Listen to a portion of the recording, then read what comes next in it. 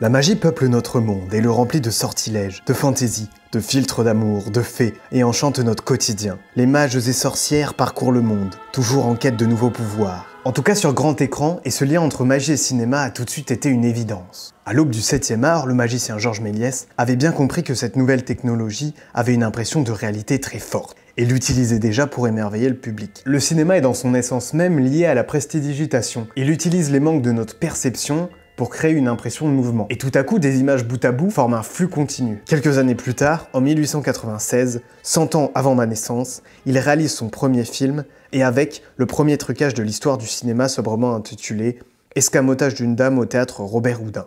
Mais le lier seulement à la magie serait une erreur, puisqu'il est aussi un des premiers à avoir fait le storyboard. Et on peut aussi considérer avec son film sur l'affaire Dreyfus qu'il est le premier cinéaste à avoir réalisé un film politique. Bien que film politique, c'est quand même une notion assez floue. Aujourd'hui, la technique a encore plus évolué, mais l'œil du spectateur aussi. Il est de plus en plus exigeant. Alors vous allez me dire que je confonds tout, qu'il y a les films qui parlent de magie, comme Le Prestige, ou alors les films avec de la magie, comme Le Seigneur des Anneaux.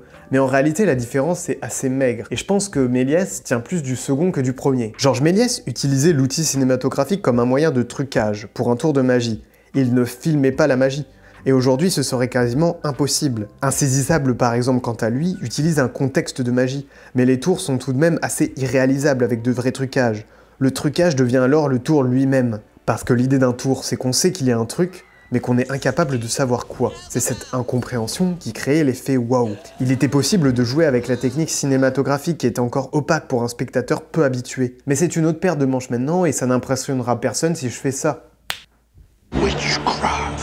De la même manière que vous savez qu'il y a un trucage quand vous voyez une personne voler, mais ça ne vous impressionne pas pour autant. Au cinéma, c'est même l'inverse. On considère qu'un personnage en 3D est bien réussi lorsqu'on oublie pendant le film qu'il n'est pas réel. On utilise justement l'illusion pour faire oublier au spectateur qu'il y en a une.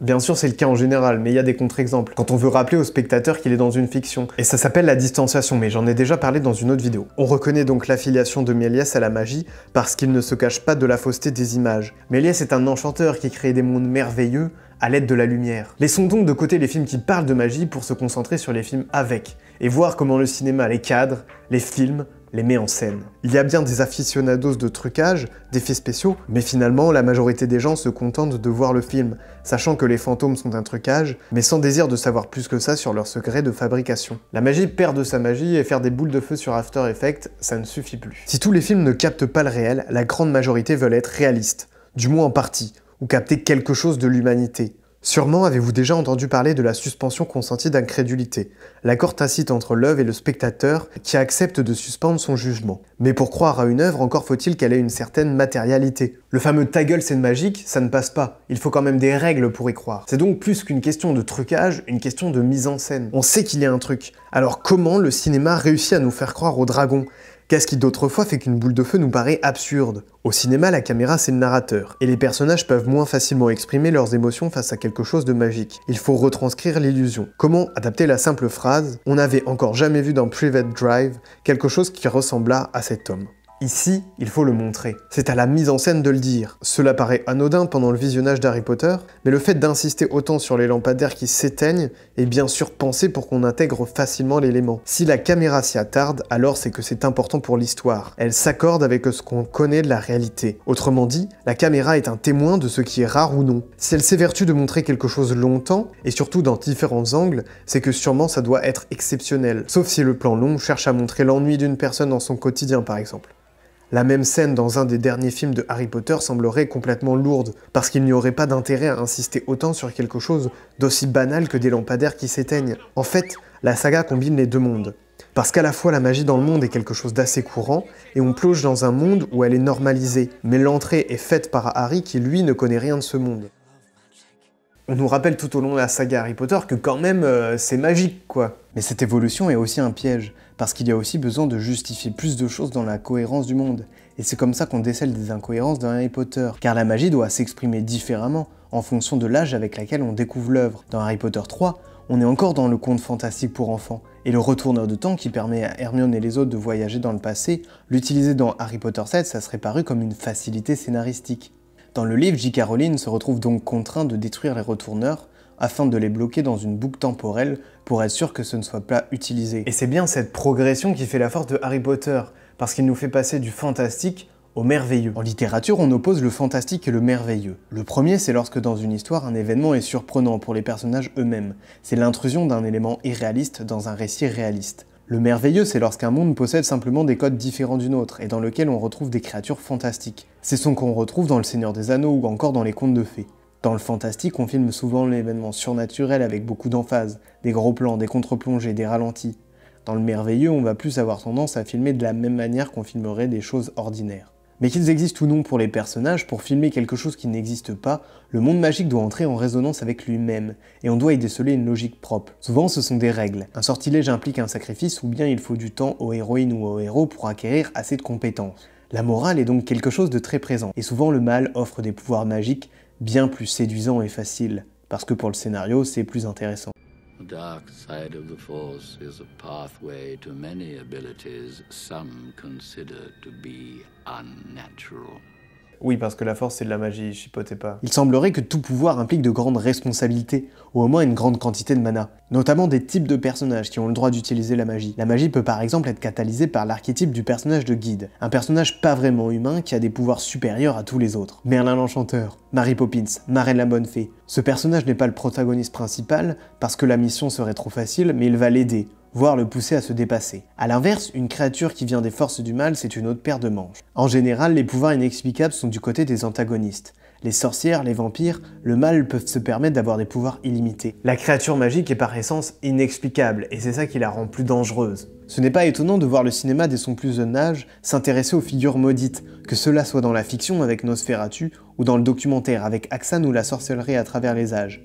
2 films sortis en 1922. Axan est un film dano-suédois qui mélange documentaire et fiction de recomposition. Parce que rien de tel pour prouver l'existence de quelque chose que de le filmer. Les images ne mentent pas, en tout cas elles en donnent l'impression. Le film est disponible sur internet et je vous invite à le regarder parce qu'il vous fera encore sans doute frissonner. Il est inspiré d'études sur le Melus Maleficarum, un traité qui décrivait les méthodes de la chasse aux sorcières et qui a largement été utilisé en Occident. Il mélange vision surréaliste des sorcières et des images plus réelles qui prennent leur parti contre l'Inquisition. D'ailleurs, la sorcière est une figure aussi qui a beaucoup changé d'identité au fur et à mesure des années. On a essayé d'en faire une femme au foyer, voire une figure érotique, mais maintenant le féminisme s'est réapproprié cette figure et on voit un retour en force de la sorcière au cinéma.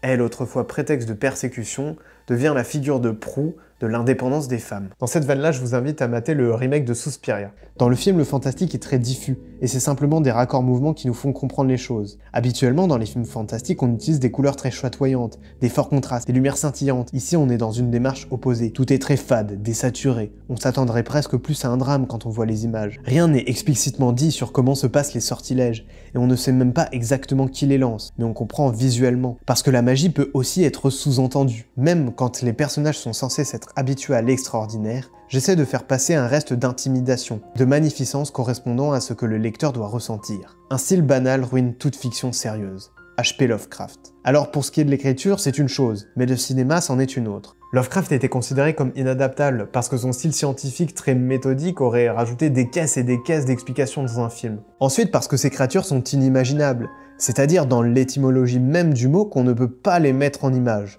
La plupart des personnages devenaient fous à leur rencontre. L'exemple le plus flagrant, ça reste La couleur tombée du ciel, dans lequel c'est carrément une couleur qui n'existe pas qui débarque. C'est impossible à retranscrire, bien que l'adaptation avec Nicolas Cage est vraiment pas si mal. Et pour compenser cette imagination que le roman permet, il y a plusieurs méthodes. D'abord le hors-champ, super pratique quand t'as pas de budget. Plus tu vois la fausseté, moins tu crois à la magie, donc finalement, autant ne rien montrer du tout. On peut aussi cadrer de manière à ce que la caméra ne montre pas ce qu'il y a à suivre, tellement ce qu'il y a à filmer est impensable. C'est ça qui fait que dans l'horreur, il y a pas mal de found footage, et que ça fait directement peur en fait.